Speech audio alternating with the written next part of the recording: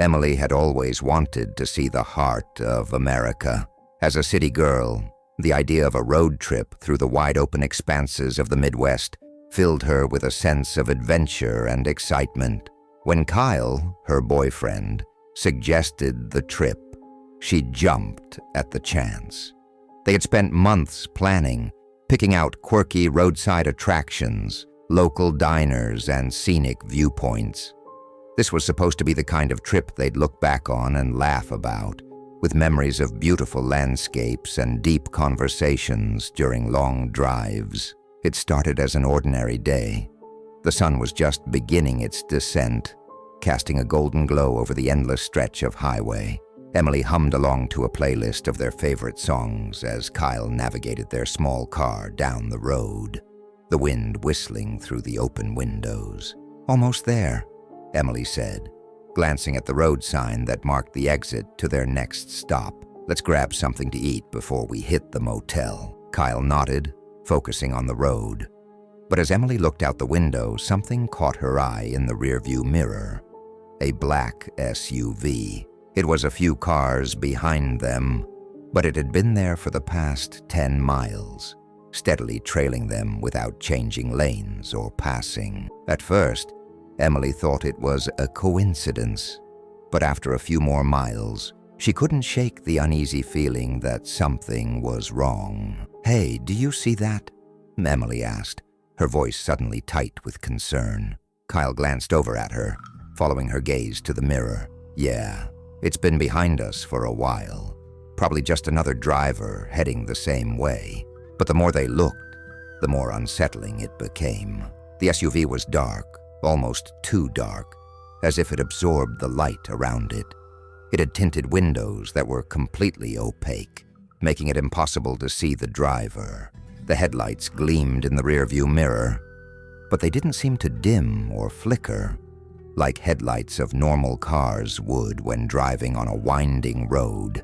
It was as if the SUV had been specifically designed to blend into the night. Emily tried to dismiss it. "Maybe it's just a coincidence.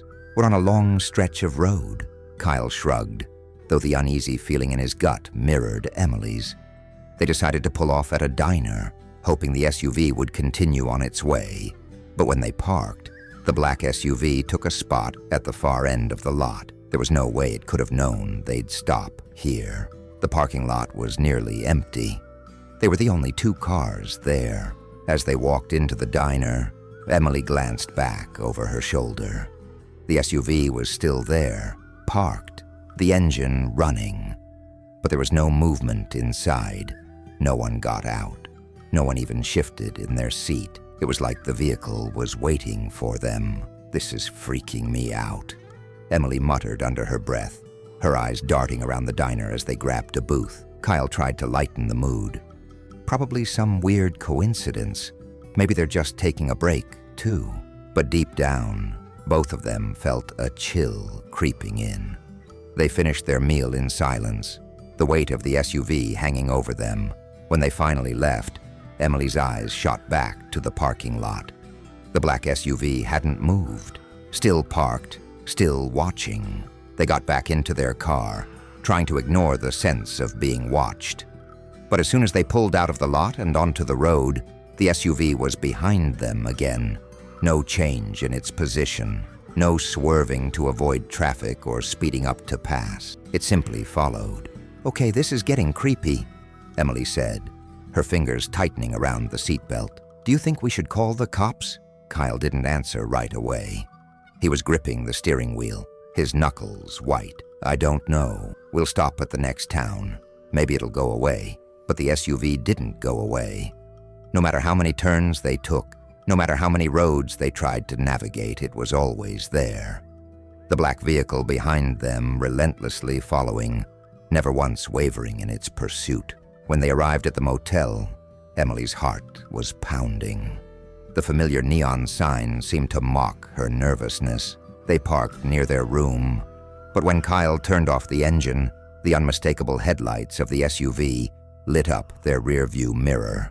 Its bright, cold light filled the small cabin of their car, making Emily feel like she was suffocating. Why is it still here? Emily whispered, her voice trembling. Kyle opened his door slowly, scanning the parking lot for any sign of movement. But there was nothing. The SUV had parked further down, but it didn't move, its headlights burning through the darkness like an unblinking eye. "This is crazy," Kyle muttered. "I'm calling the police." But just as he reached for his phone, the SUV's engine roared to life. The headlights flickered as if adjusting to the situation, but it stayed where it was, facing them. Emily could barely breathe. Before Kyle could dial the police, the SUV drove off, disappearing into the night as quickly as it had arrived. For a moment, everything was silent. Too silent. "That was weird," Emily said, her voice shaking. "It's like it knew we were going to stop here." They both agreed to lock the doors and keep the curtains closed. They didn't want to look out the window again, but the unease gnawed at them. Later that night, after they had showered and tried to settle in, something happened. A sound broke the silence, a faint hum, like the noise of an engine idling. Emily froze. She listened carefully.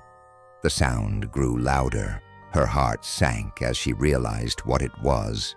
The SUV was back. She glanced at the window, and her stomach twisted. Outside, the headlights illuminated their room. The SUV was parked directly in front, its engine running, but the driver remained a shadow behind the tinted windows. No movement, no sign of life. "What the hell?" Kyle whispered. They both crept to the window, watching the black SUV. And then just when they thought they might go crazy from the tension, it happened. The lights suddenly shut off. In that moment, Emily felt a surge of adrenaline. "We have to get out of here," she said, pulling on Kyle's arm. Now, they rushed to the car, but as they pulled out of the parking lot, the SUV followed. It wasn't a coincidence anymore. It was intentional.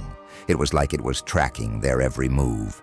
No matter how many turns they took, no matter what road they followed, the SUV was always there. There was no escape. The feeling of being hunted, of being chased, was overwhelming. After an hour of frantic driving, Kyle finally decided to stop and call the police. As he dialed the number, Emily spotted something chilling in the rearview mirror. The black SUV was close, too close. It wasn't just tailing them anymore. It was right on their tail, almost pressing up against their bumper. But when Kyle glanced in the mirror, the SUV was gone, vanished. "What the hell?" Kyle gasped, pulling over to the side of the road. They both got out of the car, staring into the darkness. But there was no sign of the black SUV. It had disappeared, as if it had never been there at all. But the moment they stepped back into the car, the horror began. When Emily opened the passenger door, she froze. There in the driver's seat of the SUV was nothing but a steering wheel. The leather was soaked in dark crimson blood. The shock hit them like a tidal wave. Their hands trembled as they reached for the door, but neither of them could bring themselves to open it. They were too terrified to move. There was no driver, no face, no one inside. And yet the SUV remained parked at the edge of the road, its headlights gleaming brightly in the darkness. Emily didn't know what had followed them, but she was sure of one thing. Whatever it wasn't human. The last thing they saw was the silhouette of the black SUV in the rearview mirror as they fled into the night.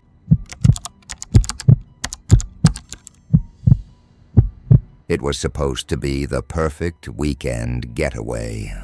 Just four friends escaping the chaos of city life for some peace and quiet in the woods. What could go wrong? We'd been planning this trip for months. A small cabin in the mountains, far away from the noise of urban life. No distractions, no worries. Just us, the woods, and some time to unwind. It was my idea to take the faster route. I was always the one who pushed for shortcuts, convinced that I could outsmart the system.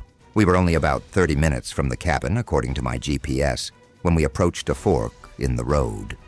The main highway, which was still busy with cars, veered off to the left. The GPS, however, suggested a right turn. "Take this one," I said, glancing at the screen. It'll save us some time. Trust me. Are you sure?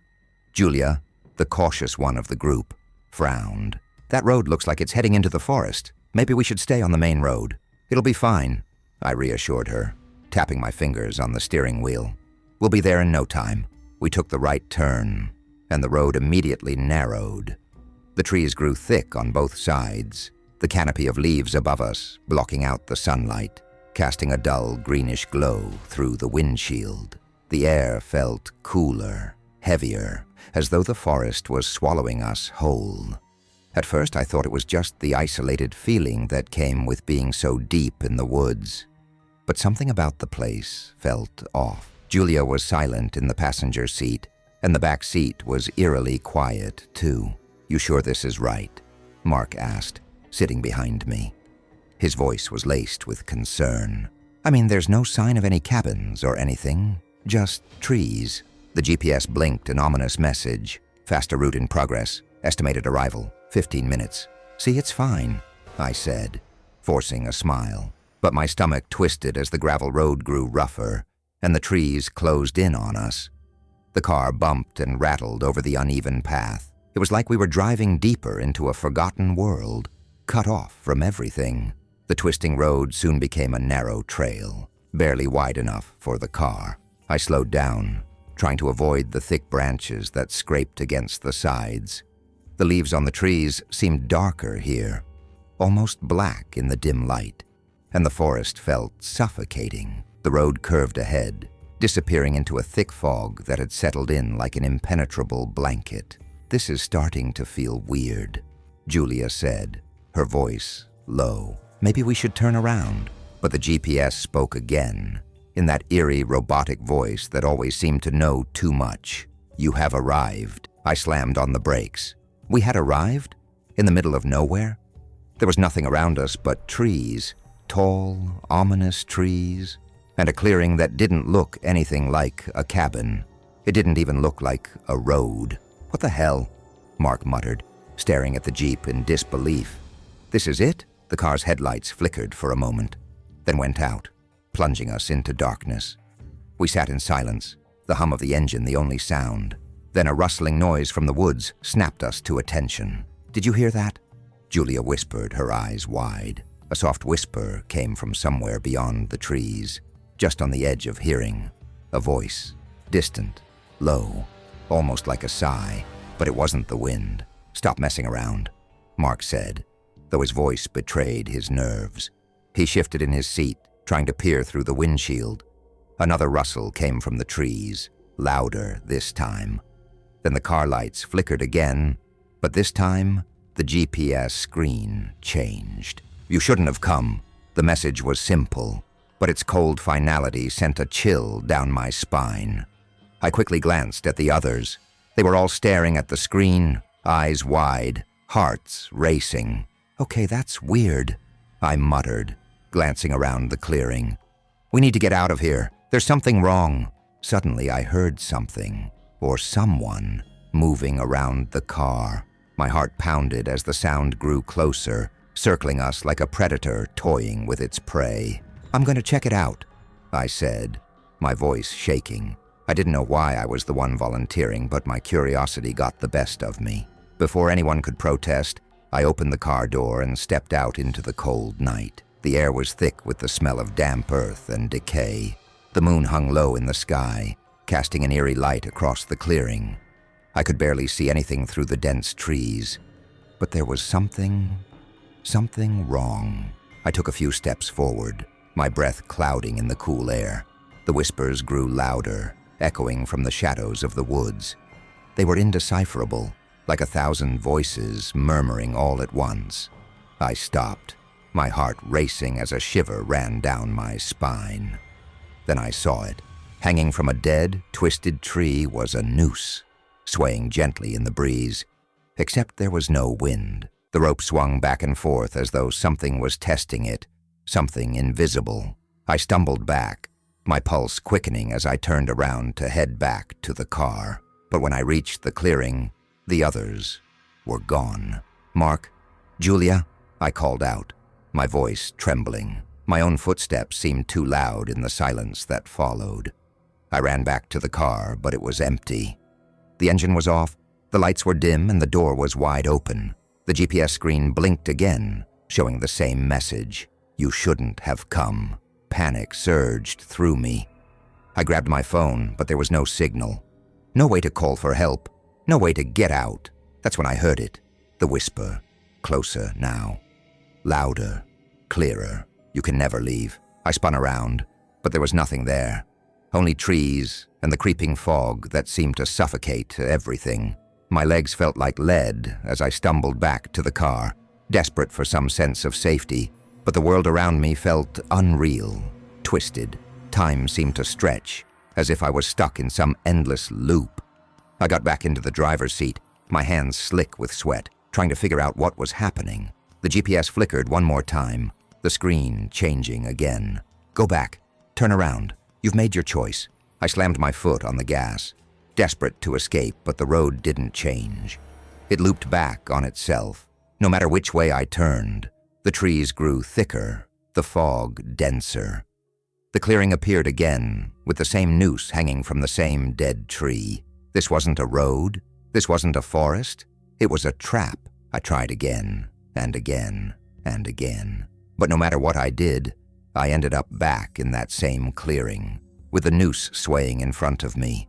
It was like the forest was playing with me, showing me the same horror over and over. And then I heard the voices again.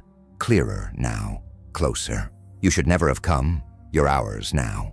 A cold chill ran through me, and I felt the weight of something or someone pressing in on me from every direction. The air turned to ice and I froze, staring out into the woods. Suddenly I realized I wasn't alone. The figure of a man stood in the shadows, his face obscured, but his eyes glinted with malice. I wanted to scream, to run, but my body wouldn't obey. The last thing I heard was the crack of the tree branch before the noose tightened around my neck.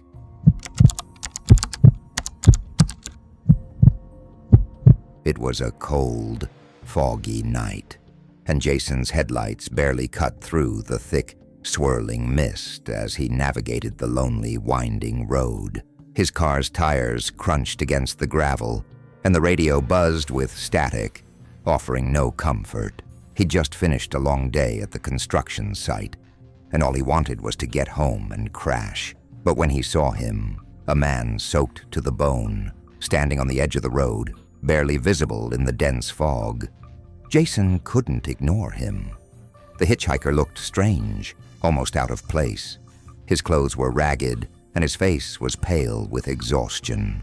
Jason hesitated for only a moment, then pulled over. The man didn't look up at him, didn't say a word. He just stood there, staring at the ground, his body trembling. "Need a ride?" Jason asked, rolling down his window slightly. The hitchhiker nodded without saying anything. His eyes didn't meet Jason's. They remained fixed on the asphalt beneath him. Jason felt a strange unease crawl up his spine, but he brushed it off. He was just doing a good deed. That's what he told himself. When the man climbed into the passenger seat, the air inside the car seemed to grow colder. The faint smell of dampness clung to him, and the silence was unnerving. Jason stole a glance at his passenger, but the hitchhiker was staring out the window, his face unreadable. After a few minutes of awkward silence, Jason decided to break the ice. "Where you headed?" Jason asked, trying to make small talk. The hitchhiker muttered something low, too quiet to hear over the hum of the car. Jason leaned forward, asking him to repeat it. Sorry, what was that?" he asked again. This time, the hitchhiker's lips barely moved as he whispered, "Elmwood House." Jason frowned, trying to place the name. Elmwood House was a derelict mansion at the edge of town. It had been abandoned for years, the rumors about its haunted past having kept anyone from ever going near it. Elmwood House. "You sure that's where you want to go?" The hitchhiker didn't respond. His eyes remained fixed outside, and he seemed lost in his own thought. Jason had no idea why someone would want to go to such a creepy place, but he didn't press the issue. As they neared the outskirts of town, Jason turned onto the road that led to the abandoned house. It was a long, deserted stretch, lined with trees that creaked eerily in the wind. The place had always given him the creeps, but he kept driving, the faintest sense of discomfort gnawing at him. When they reached the gate to Elmwood House, the hitchhiker finally spoke again, his voice barely audible. "Stop here." Jason brought the car to a halt at the edge of the overgrown driveway. He glanced over at his passenger, ready to say goodbye. But when he turned, the seat was empty. The hitchhiker was gone, vanished without a trace. Jason blinked, his heart racing. Had he imagined it? Was he so tired from the long drive that he'd hallucinated the whole thing? He rubbed his eyes and looked around, but there was no sign of the man. No wet footprints, no lingering smell of dampness. Confused, Jason shook his head and drove off, convincing himself that it had just been some bizarre encounter with a stranger. But the next night, the hitchhiker was back. Jason couldn't explain why he was on the same stretch of road again. He was driving home from the store, his mind occupied with thoughts of the strange events from the previous night. And there he was, standing at the side of the road, soaked to the bone again. The same man, the same vacant expression. Jason's heart skipped a beat. He slowed the car and rolled down the window. "You need a ride?" Jason asked, his voice shaky. The hitchhiker didn't speak, just climbed into the passenger seat without a word. His eyes, cold and distant, stared straight ahead. Jason's mind raced. What was going on? He had to be imagining things. Maybe it was some sort of weird coincidence, or perhaps someone was playing a prank on him. But something didn't feel right. The atmosphere inside the car was suffocating, and Jason could feel the weight of the hitchhiker's presence like a shadow pressing against him. "So where are we going tonight?" Jason asked, trying to make conversation to ease the tension. The hitchhiker muttered something indistinct, the same mumbled words as before. Jason could barely hear him, but this time it sounded like Elmwood House. Jason's stomach churned. He didn't know why the hitchhiker would want to go to that house, but he couldn't shake the feeling that something was wrong. The drive felt longer than it had the night before, and when he finally arrived at the abandoned house, he stopped the car, heart pounding. "Here you go," Jason said, turning to face the man, but the seat was empty again.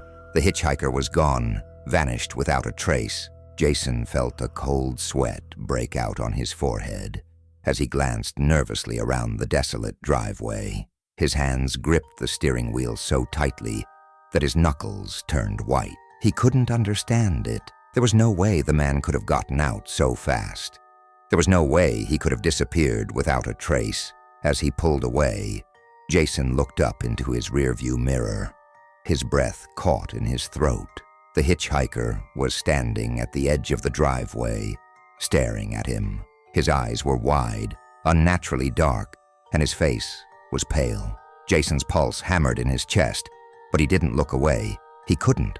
The figure was motionless, his stare unblinking, as if waiting for something. The next few nights were the same. Jason would drive the same road, and each time, the hitchhiker would appear. Soaked and silent, he would climb into the passenger seat, and Jason would drive him to Elmwood House.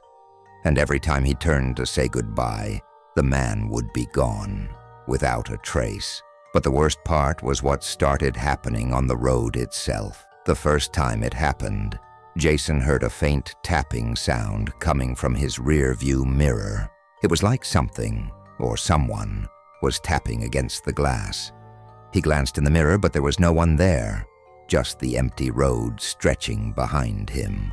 The next night, it happened again, and the night after that. The tapping grew louder, more frantic, until Jason couldn't ignore it. His heart pounded as he stared at the mirror, the glass reflecting only his own face, until for a brief moment, he saw something else. A shadowy figure, hunched over and breathing heavily, standing behind him in the back seat. Jason's mind snapped. He couldn't take it anymore. He had to go back to the house, to the place where this nightmare had started. He turned the car around, his hands shaking as he gripped the steering wheel. When he arrived at Elmwood House, the fog seemed thicker than ever. The mansion loomed in the distance, its windows like empty, hollow eyes. Jason didn't even hesitate this time. He knew what he had to do.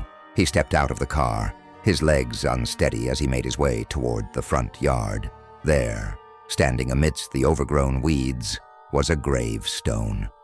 It was old, weathered and barely legible. But Jason could make out one word, Jason, and beneath it, etched in deep, jagged letters, was tomorrow's date. Jason felt his blood run cold.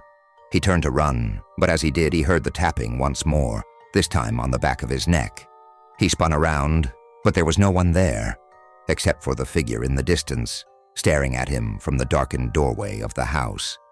He would never leave, and neither would the hitchhiker.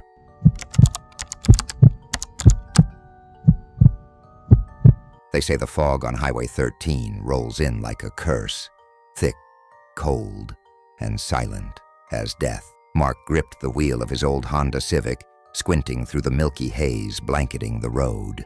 The dashboard clock blinked 1:47 a.m. Beside him, Rachel flipped idly through radio stations until static swallowed every channel. "No signal?" Mark asked. Rachel frowned. "Nothing. It's like we've left the world behind." Locals called this stretch the Bloody Turn, a jagged curve halfway through the highway where, for decades, cars had mysteriously veered off the road. The wrecks were always found twisted and blood-soaked, but the drivers were never recovered. Some said the road was cursed. Others whispered about the lady in white. But Mark and Rachel, college seniors headed home from a weekend getaway, weren't the superstitious type. That was about to change. As they approached the infamous curve, something emerged from the fog. A woman, pale, drenched in blood, standing directly in their lane. "Mark!" Rachel screamed.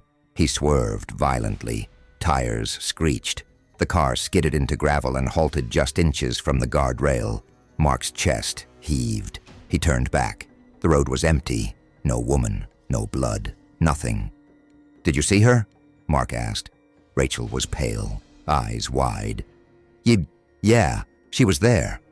Mark stepped out, flashlight in hand. He swept the beam across the road. No footprints, no drag marks, not even a splash of blood.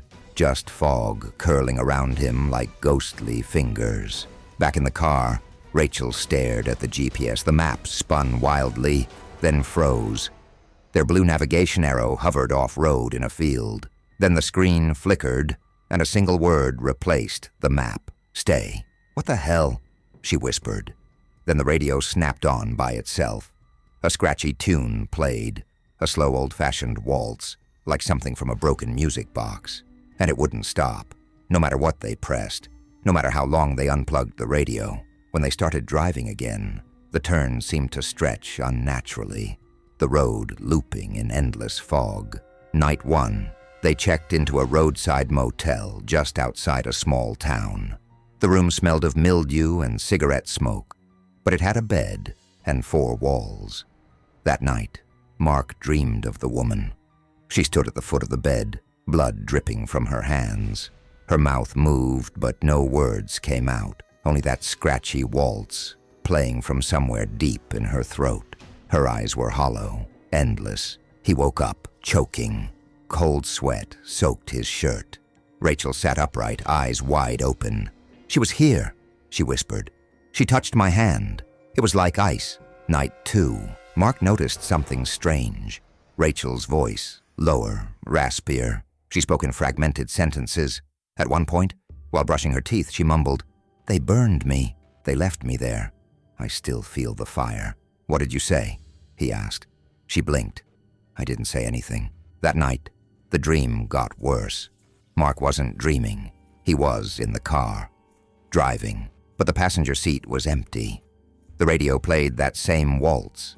Then a hand reached from the back seat, slowly stroking his shoulder. He spun around. The lady in white smiled. Her teeth were black. He jolted awake. Rachel wasn't beside him. She was standing by the window, talking to someone outside. But when Mark got up and looked, there was no one there. Night 3. Rachel was fading. Her skin looked pale, almost translucent. She barely spoke. Her eyes seemed wrong. That night they tried leaving. The GPS led them in circles. Every road curved back to the highway. The same dead trees, the same broken fence, the same road-killed deer they'd passed 20 minutes ago. Now fresher, bloodier. "She's not letting us leave," Rachel whispered. Then her head jerked sharply. Her voice changed. "She's waiting for you. She chose you." Mark slammed the brakes. "What the hell are you talking about?" Rachel turned. Her pupils were gone. "She died in fire. They left her to die here. The turn claimed her, and now she needs someone to take her place." That night Mark didn't sleep. He found an article on his phone, dated 1968. A woman named Evelyn Granger. Her car broke down on Highway 13. She was last seen walking for help. Days later, locals found her body in a ditch near the turn, burned beyond recognition. They said her ex-boyfriend had set her car on fire with her trapped inside. He walked free, no evidence. The article ended with a local quote, "Highway 13 remembers. The bloody turn takes what the court does not." Final night. Mark drove.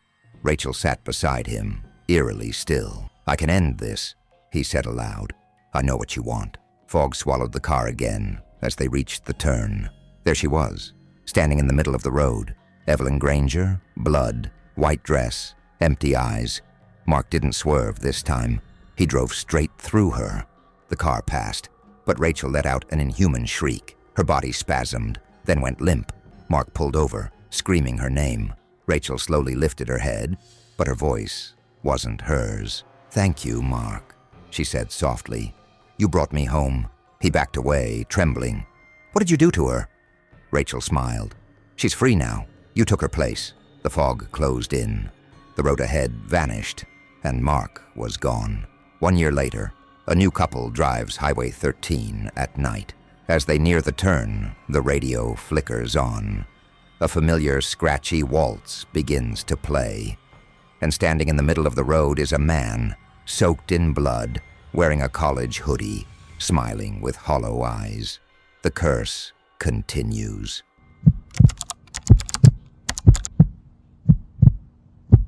Nora had always been a creature of habit.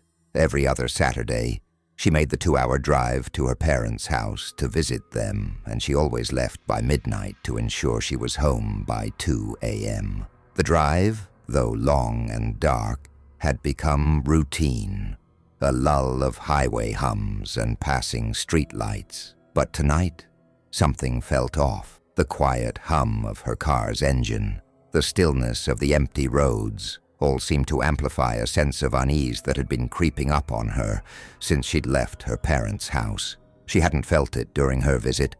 The warmth of home had shielded her from the gnawing sensation. But now, alone on the road, it was different. The shadows in the dark trees, the fading streetlights, everything felt too still. As she drove along the lonely stretch of highway, Nora kept glancing at her rearview mirror. It was a habit. Something she did to make sure nothing was creeping up on her in the stillness of the night. But tonight, something was in the mirror. She'd first noticed it a mile or so after she'd passed the old diner. The kind of diner that seemed like it was stuck in the 50s, always open, with the flickering neon lights that barely made a dent in the darkness. It was just a flicker at first, a shadow she thought she'd imagined. But the more she glanced back, the more it seemed real. A face, pale, ghostly white, with a smile that was too wide, too knowing. The face stared at her from the back seat, a split second of recognition. But every time she checked the rearview mirror, it was gone. The first time, she chalked it up to stress, to exhaustion, to the late hour. Maybe she was imagining things, she told herself. But the second time, she wasn't so sure. It happened again just after passing mile marker 56. The face was back, there, in the mirror, sitting in the back seat, watching her. Still smiling, too still, her breath hitched in her throat. She blinked and it was gone again. Nora shook her head, trying to shake off the growing unease creeping up her spine. It was nothing, she assured herself. Maybe someone had driven by her and was now long gone. It was a long stretch of empty road, after all, but mile marker 58 brought it again. Just for a second. But this time, the face stayed just a bit longer. It wasn't as fleeting. It didn't blink. It didn't look away. The pale face, lips stretched into an unnerving grin, lingered in the mirror as she drove. Her knuckles gripped the steering wheel tightly, heart racing. But she couldn't tear her eyes away. She glanced in the rear view, then quickly turned her gaze forward, driving faster now. This couldn't be happening. This was just a trick of the light, a figment of her imagination. Or so she hoped. But mile marker 60 was where it took a darker turn.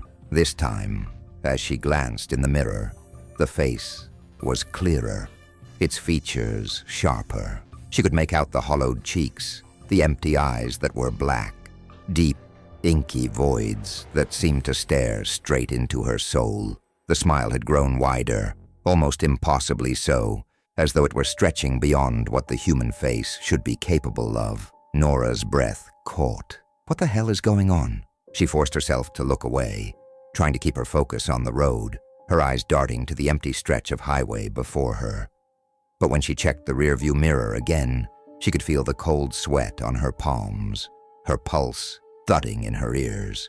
The face was there, its black eyes unwavering. This isn't real. But as she reached mile marker 66, the smile grew.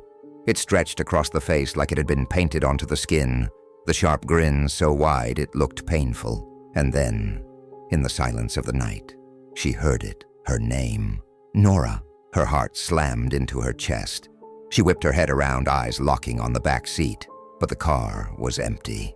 The only thing there was the deep, empty blackness of the rear seats. Her breath came out in jagged gasps as she tore her eyes from the empty space to the mirror. The face was still there, staring, smiling, and now it whispered again.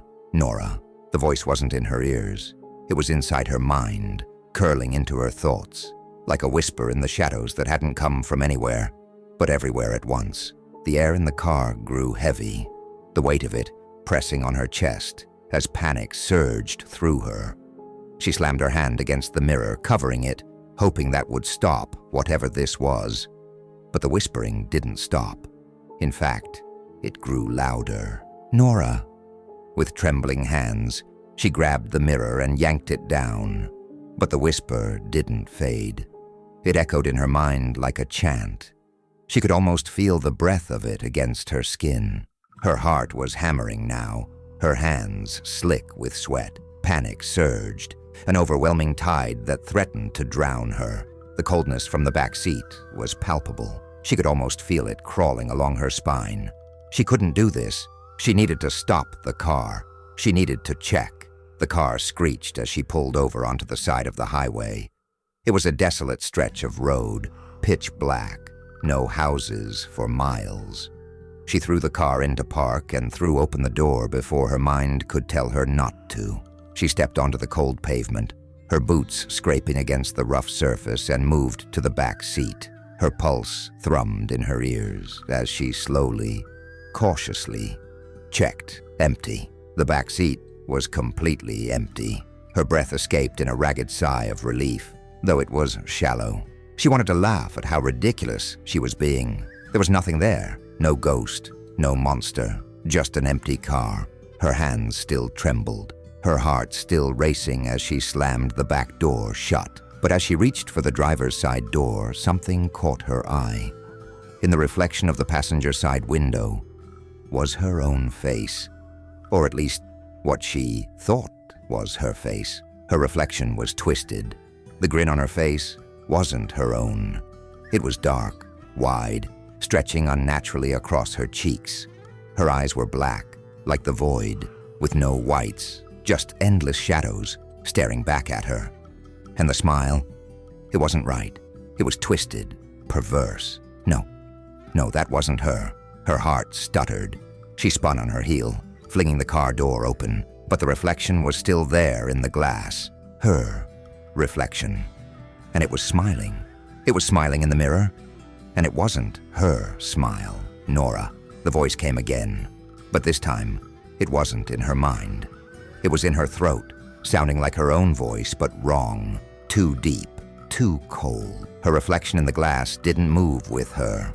It stayed there, grinning, watching her, while she stood frozen in place, unable to look away. And then it spoke. "You're not going anywhere."